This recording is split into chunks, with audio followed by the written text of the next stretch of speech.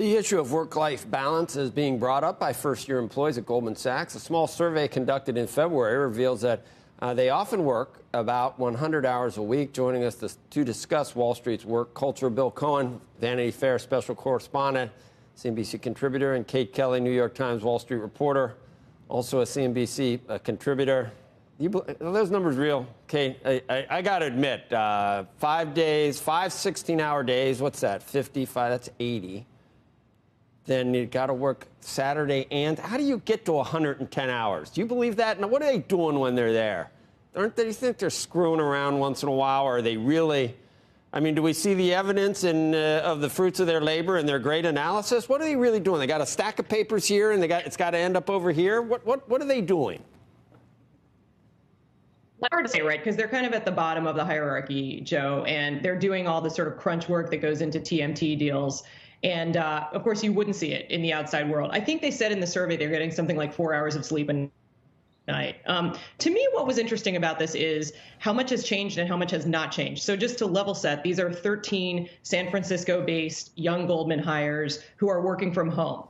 But even working from home and not having to commute and not having to kind of suit up, if you will, for the office, it still can be very stressful. And this is something we've all learned in pandemic life too, right? There's this blurring of boundaries between work and home. So when you're getting 4 hours of sleep a night, as they said, it's tough no matter where you are. At the same time, this is the nature of entry-level banking. And I'm not certain that it's going to change because unlike other firms in financial services, these Wall Street banks hire thousands of young people per year. They train them up, typically shoulder to shoulder in the office with a lot of mentorship opportunity. And then after a time, people either stay or they go to hedge funds, they go to private equity, they might go to big tech, they might go to fintech. But no other part of the industry provides this degree of training.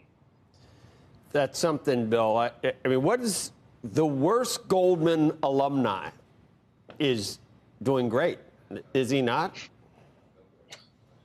I mean, Goldman is a wealth creation factory, Joe. I think we've known that for a long time. But look, Kate's exactly right. I mean, this is nothing new. Trust me, this is nothing new. What's new is the cleverness with which these 13 San Francisco first-year analysts at Goldman Sachs have gotten our attention and put together a clever PowerPoint presentation that looks very professional and Goldman-like. And, swirled it around on social media and got a lot of attention. And it's sort of a cri de coeur. I'm not sure it's going to change what happens day to day at Goldman Sachs or any other firm across the street. By the way, this isn't just Goldman Sachs, believe me. It's just these kids at Goldman were clever enough to get attention. But they did get the attention of David Solomon, and who's the CEO of Goldman. And so, they're going to have to kind of deal with it.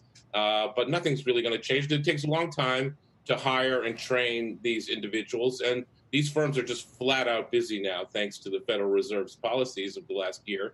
They are just busier than ever, minting money. And so these guys are just getting incredible training, if you want to look at it that way. And they're also working very, very hard, which is something that they signed up for. Obviously, they knew right from the start when they were graduating college, this is what they're going to get, and they're well paid.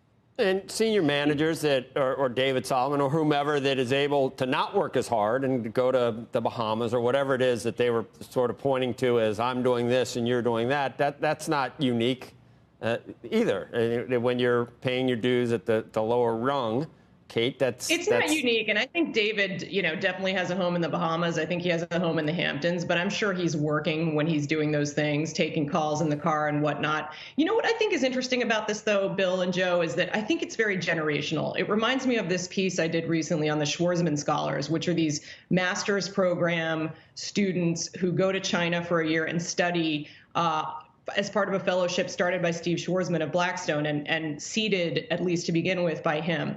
They recently sent this letter, about 160 out of about 600. So a not insignificant amount of these scholars sent a letter to Steve protesting some of his political donations. And I just thought, this is so interesting. I don't think this would have happened in my generation. But I think in this generation, people are speaking up. They feel like, talent is at a premium in this market, and they need to be able to stand up for what's important to them, be it political, be it lifestyle. Solomon, to be fair, has said he is focused on employee lifestyle and bringing one's whole self to work. You guys remember that he does electronic music on the side, and that's kind of part of him bringing his whole person to work. So I think I agree with Bill. It's very canny of these young hires to put together this deck and present it to management in that way. Shepard Smith here. Thanks for watching CNBC on YouTube.